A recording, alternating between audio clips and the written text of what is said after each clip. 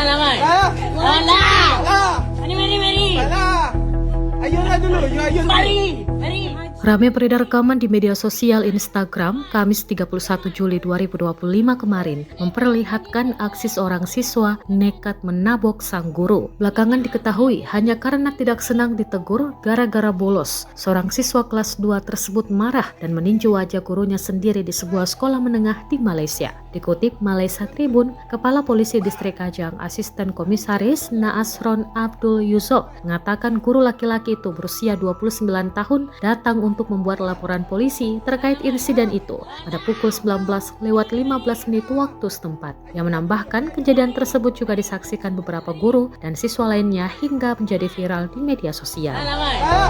Lah. Mari. Lah. Ayolah dulu, ayo. Mari.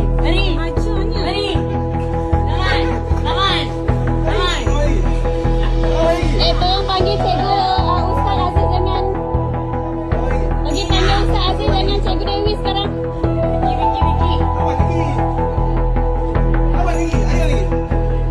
Hai. Dengar. Ada dulu. Macam tu lah kau. Hai.